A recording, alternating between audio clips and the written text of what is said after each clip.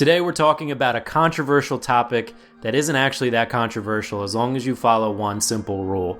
I'm going to tell you today not only why you can copy other people's art, but 5 reasons why you should copy other people's art. That's coming up.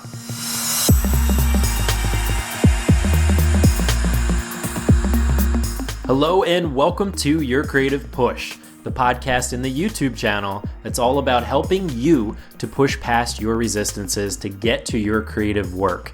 And today we're talking about copying other people's work, copying people that you admire, artists that you look up to and respect.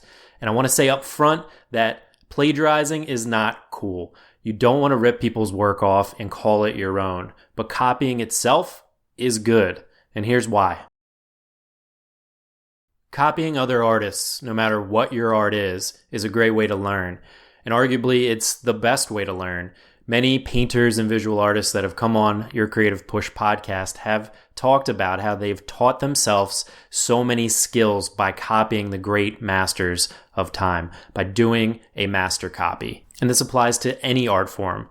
When you copy the greats, you're trying to break apart what they did to see how they did it and maybe even see why they did it. You're trying to get in their mindset to see what worked for them and study them. It's called a study for a reason. And many of these lessons are going to be aha moments for you, where something clicks and you understand why they did what they did, and it all makes sense. But other lessons that you're going to learn are going to be more intuitive. By doing something over and over again, they become tools in your toolkit without you even realizing it. By doing these things that worked for other people, they're going to work for you, and you might not even know why they work for you. But because of that repetition, because of trying to emulate them, it just becomes a part of you, something that you bring with you for the rest of your art career. Now, the second reason is that you can experience greatness. You can actually touch greatness. And even if it's for just a moment or a series of moments, you can see genius in action. And for a moment or a series of moments, you can actually bridge the gap between your skills, your experience, and your style with the person that you're emulating. Hunter S. Thompson actually wrote the entire Great Gatsby and also Ernest Hemingway's A Farewell to Arms, word for word. He said, just to get the feeling of what it was like to write that way. When you copy another creator, you're spending a period of time inside of their heads. And that can be more intimate than even having a conversation with them, being alongside of them in this creation process. It's both inspiring and exhilarating. Now, in a lot of ways, number 3 is sort of an opposite to number 2. Yes, you are experiencing greatness as you're copying this great artist, but it's still something that you're able to create. Yes, you have training wheels on because you're actually copying this great artist, but you were still able to replicate in some way what this great artist made. In some ways, you're able to close the gap that exists between your taste and what you're able to create.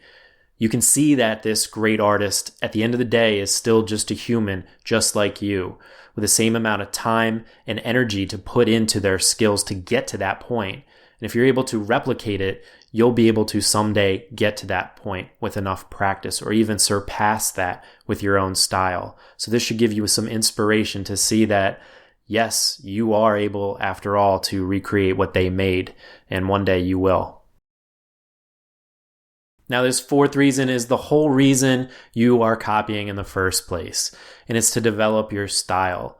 As you're copying many different artists, you're realizing what works for you, what doesn't work for you, what you like versus what you thought you'd like. And my advice is to copy as many different artists as you possibly can, at many different genres, ones that you think are impossible, ones that you think are simple. Take the best things that work for you and that you like to bring it in and mesh into your style. Now, this isn't going to be an immediate benefit that you notice right away, but something that you'll be slowly leveling up over time. Think back to Hunter S. Thompson. The first time he rewrote The Great Gatsby was in 1958. He was 21 years old, and that was a decade before he wrote any of his great novels that we know today. So see it from an overview effect. And just like if you started a diet, you wouldn't notice the change the first day. Or if you went to the gym, you're not going to notice like big guns the first time you work out. Look at it from an overview effect and notice that the change is going to come slowly over time as you piece together the different influences and all the tools and skills that you developed by copying all of the different greats. And the fifth reason why it's good to copy other artists is the fact that once you get used to the fact, or once you're okay with the fact that you can copy other artists, then when you get into a creative block where you don't know what to draw or what to write or whatever it is that you do, you can simply pick up something that's inspired you in the past and copy it so that you can get those creative muscles moving. You can get the hand painting or drawing or the fingers typing or the fingers playing the musical instrument, whatever it is that you do, you can get those muscles moving and get in the rhythm of what it is to create. And then you can go off into your own tangent once inspiration strikes. And I promise it will strike once you get those juices flowing. So copying other artists, a great hack for getting past creative blocks.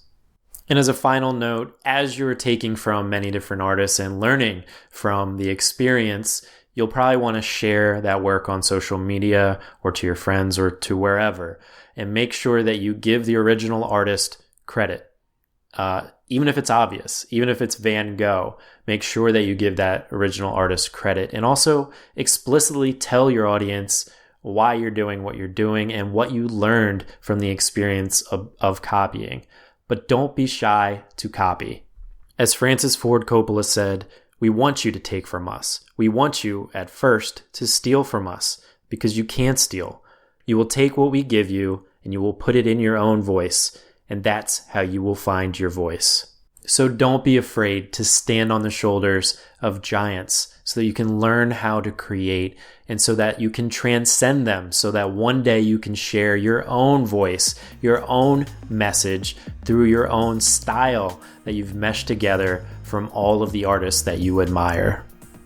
I've got 3 episodes listed in the description below where my guest and I talked about this very topic. And also comment below and tell me what you've learned or what you hope to learn by copying other artists.